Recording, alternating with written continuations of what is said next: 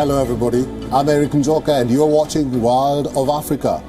This week we talk about two leaders who are facing the heat from different quarters. The president in the south is facing a damning scandal that could dent his leadership, while another president in the west has been accused of being lax and neglecting his people. Find out who they are shortly. The show starts right now.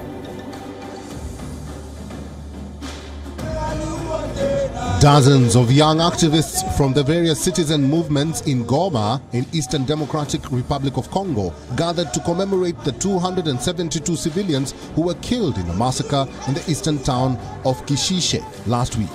The government blamed the killings on the M23 rebel group, which has denied responsibility. It also said the rebels were backed by members of the Rwandan army, a frequent accusation by the Congolese government, which Rwanda has consistently denied. A Chadian court has handed jail terms of between 2 and 3 years to 262 people who were arrested after deadly protests in October. Public prosecutor of Chad says the sentences apply to the 401 people tried for having demonstrated against the Chadian regime in October 2022. Some 80 others received 1 to 2 years of suspended imprisonment, and 59 were found not guilty and released.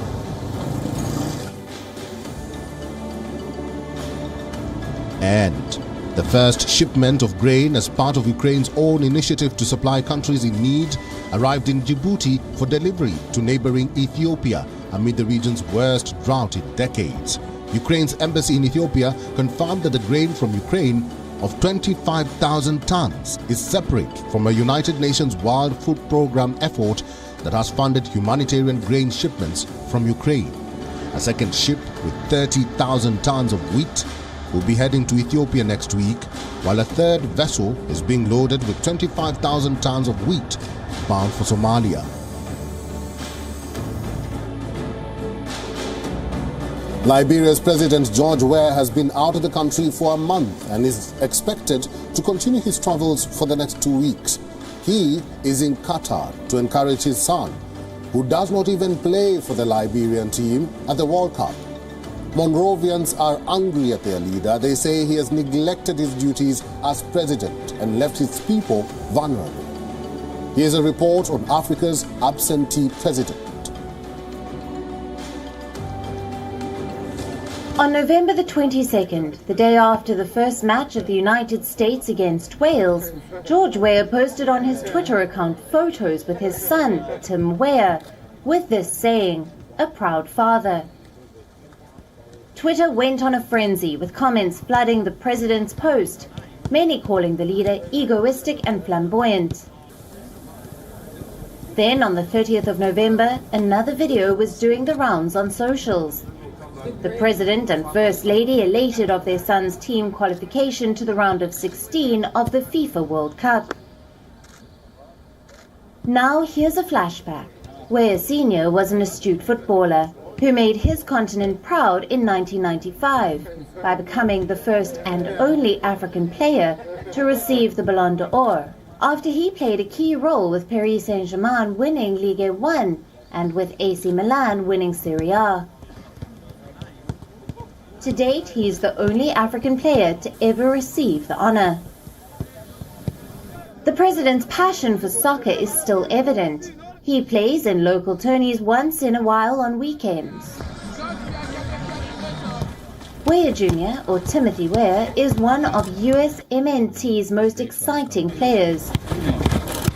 A lanky winger blessed with speed and footwork to mystify even the stoutest of defenders. He scored the USA's first goal at the 2022 FIFA World Cup against Wales. A harrowing figure on the right wing, the 22-year-old has produced moments of magic for both club and country. Back to Weah Sr., Weah departed Liberia on the 31st of October and is expected back on December the 18th, according to media reports.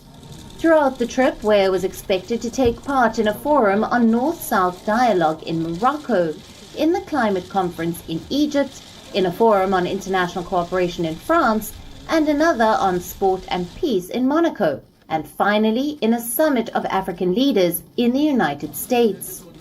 His trip also included a 10-day stopover in Qatar for the World Cup.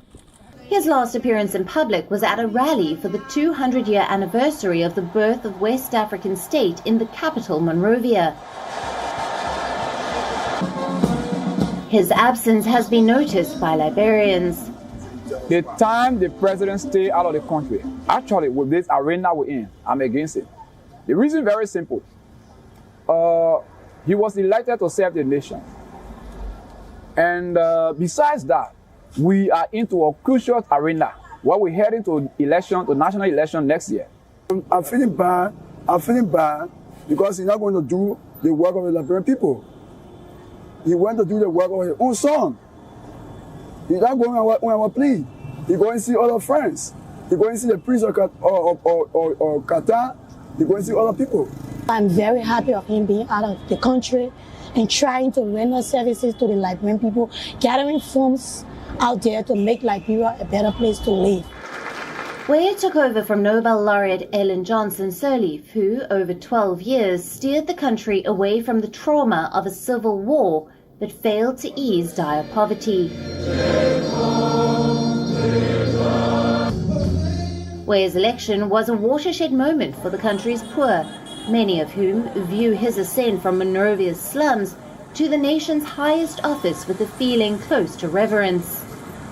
More than 60% of its 4.6 million citizens are under 25, and many voted for WION in the belief he would quickly boost employment. Liberia ranks 177th on the 188 countries in the UN's Human Development Index. Bureau Report, WION, World is One. The future of Cyril Ramaphosa as President of South Africa hangs in the balance as a cloud of controversy surrounds his head. Section 89 independent panel has found that Ramaphosa may have violated his oath of office. What's this saga all about and how damning is it? Our correspondent Kalden Ongwu has filed this report. South Africa's governing party, the ANC National Executive Council, in a race against time, sat for the most anticipated meeting to decide the fate of its leader, Cyril Ramaphosa. The party had to decide if they will ask Ramaphosa to resign or they would support him. This after Section 89 independent panel found that Ramaphosa may have violated his oath of office. This National Executive Council meeting wasn't an easy meeting for the party with deep factions, but they had to make one final decision by the end of Monday. But we're not really far from each other. It was really a question of, do we know the report, do we reject it? But as I said at the end, the agreement is that the report has been taken on review by the President. So should Parliament meet tomorrow to deliberate on the report and adopt it, the ANC MPs will vote against it. President Ramaphosa has taken the findings and recommendations of the Section 89 independent panel for a review to the Constitutional Court. This in a bid to avoid being subjected to an impeachment process in the Parliament. The adoption of the report by Parliament through a simple majority would mean Ramaphosa would be up for impeachment as opposition parties want him to step down. The party of Nelson Mandela has become a cesspit of corruption, greed and dishonesty from top to bottom. If President Ramaphosa is recalled now, we'll end up with a corrupt President Mabuza. If President Ramaphosa survives until the elective conference but is defeated then, we could end up with a corrupt President Mkhize. And if President Ramaphosa somehow triumphs at the conference, we're stuck with a corrupt and compromised President Ramaphosa. Ramaphosa's Phala Phala Farm Gate controversy has further divided the already fractured party. While the ANC may have come to one unanimous decision towards the end, but quarrels amongst ANC supporters were publicly visible. Ramaphosa won't go. He's not go. He won't go. He's not go. He will not go. ANC's National Executive Council members, however, decided that even though they will vote against the report in the parliament on Tuesday, they have asked Ramaphosa to continue subjecting himself for other investigations that are currently ongoing. Ramaphosa also attended the NEC meeting briefly on Monday. Must proceed to be held accountable. So he take the NECOM review. He will subject himself to other processes of the Integrity Commission. There's another process of the Hawks and the Public Protect. Those processes are going to continue. But the NEC did not take a decision that the president should step down. As the ANC preps for its coming National Elective Conference next week, the party is also gearing up for its biggest fight in recent times to save the political life of its president, even as the party remains deeply divided.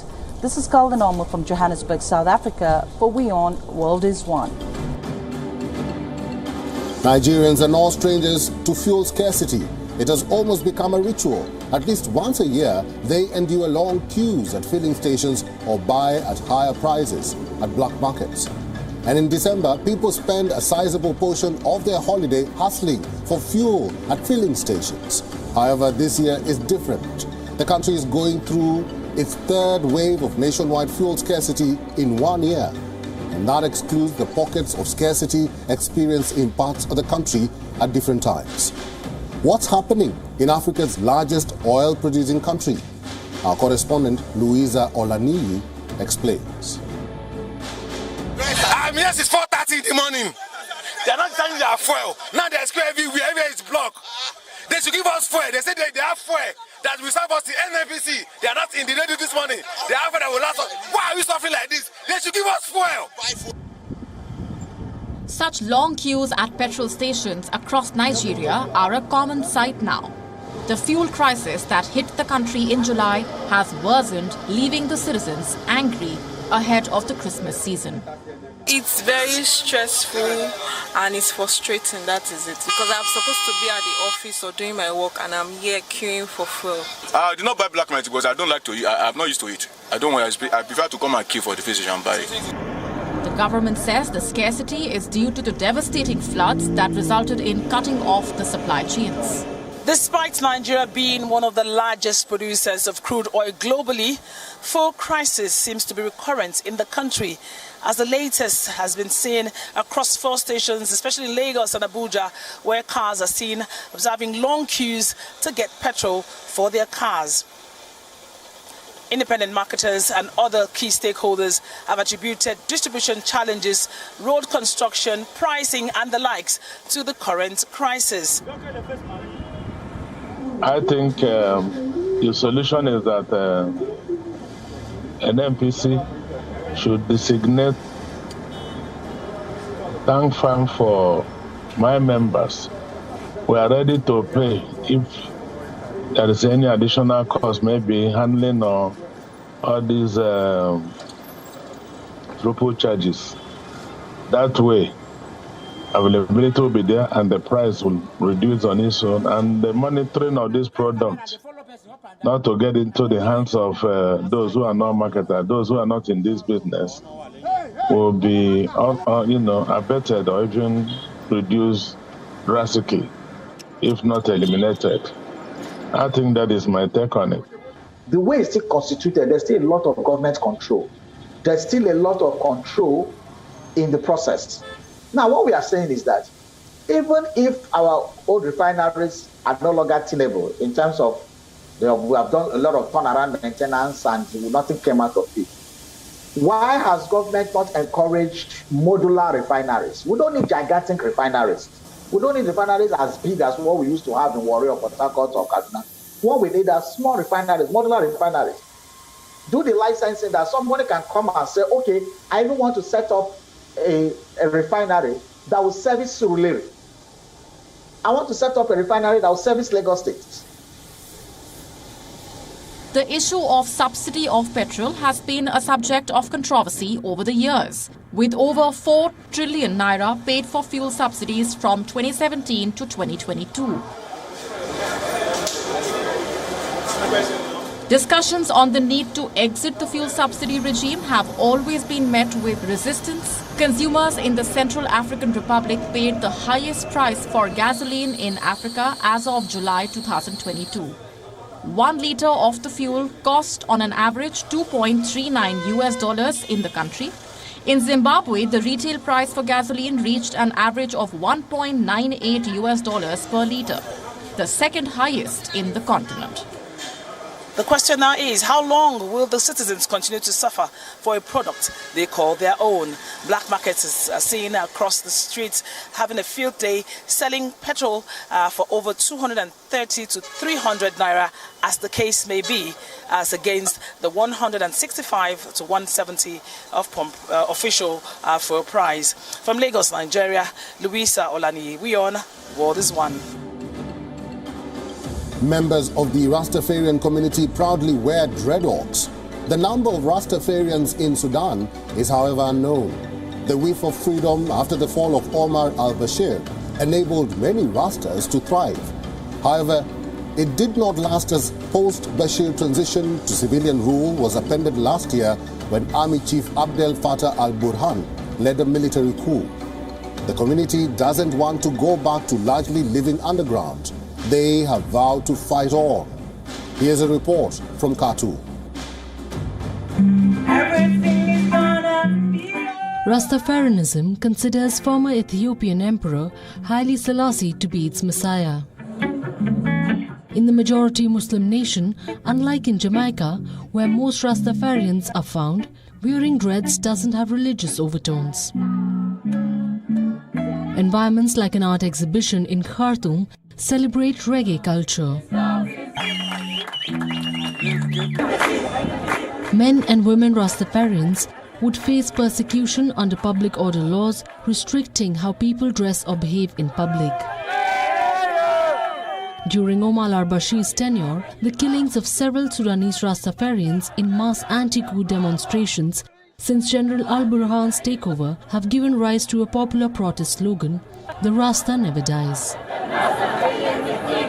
At least 121 people have been killed in the crackdown on protests since the October 2021 coup, according to the medics group. During the protests, I knew that if I got arrested, the security forces will shave my head. It was my motivation to keep running. It was very bad, and I feel this behavior from the authorities is back. Many in the community are finding solace in such settings. Art has always played a pivotal role in societies who often feel forsaken or neglected. The feelings of isolation make most turns to expressions in form of drawings, paintings, music, acting and activism.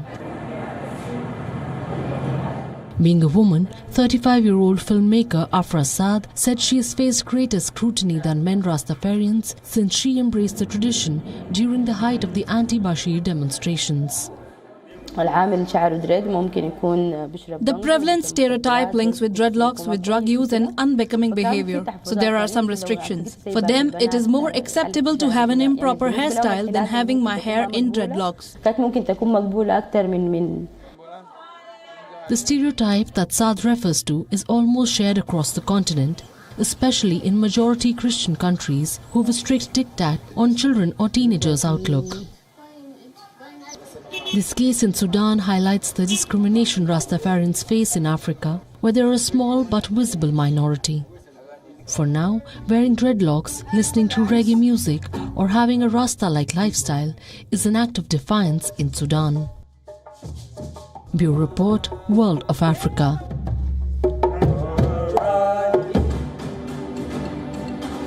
Women's football faces many obstacles in Sudan, with the security situation remaining the main problem. There is also another issue: women being discriminated for participating in sports and watching soccer. An initiative in Khartoum is now allowing women and children to follow the games at the FIFA World Cup 2022 comfortably. Here's a report. It is said what a man can do, a woman can do it better. This is not a home theatre setting. These women and girls are here for a special viewing. Yes, they are here to watch their favourite teams squaring it out on the pitch. These are the World Cup fans doing what has for long been considered a male-dominated sport. Worse still, they're braving it all in a country considered conservative with ridiculous rules about women participating in the sport. Let's watch together is the slogan for the World Cup watching sessions at Al Harisat Initiative. We wanted to give women the opportunity to watch games in a special venue that is comfortable for them, given that there is no such thing for women. We wanted to give them the space without any worries. This year, the World Cup coincides with 16 days of activism against gender-based violence, which the group utilized to remember women who were subject to violence. Among those is Al Nafur, a Sudanese activist who was killed in the anti-government protest that swept the country since late 2018, whose picture was held by the women watching the Brazil versus Switzerland game. We decided to start the 16 days with Set Al Nafur and to connect activities related to soccer with others aimed to end gender-based violence. Set Al Nafur for us is a reflection of this idea and that there is still violence against women and that our martyrs live with us. Set Al Nafur represents martyred women in Sudan. We decide to celebrate and remember her. Following the ouster of former President Omar al-Bashir in 2019, Sudan launched a women's soccer league, a move that allowed female players to push for wider acceptance. Under Bashir, Sudan was governed using a strict interpretation of Sharia law and largely neglected women's participation in sports. We're women soccer players and we took our rights. This cause reached FIFA and pressured the Soccer Federation for us to play and to have a league for women and choose women from us for the national team. And some of the girls are now paid very good money. Thankfully, we are taking good steps and the number of our teams has increased. The demonstrations have cooled off in the North African country, so women soccer players and enthusiasts are taking advantage of the lull and they are now harnessing their prowess in the deserted stadium's pitch. Bureau Report, World of Africa. That's our time on this week's episode of World of Africa. Find us on all our social media platforms and share your opinions about the show with us. Thank you very much for watching. I'm Erik Njoka. I will see you next week.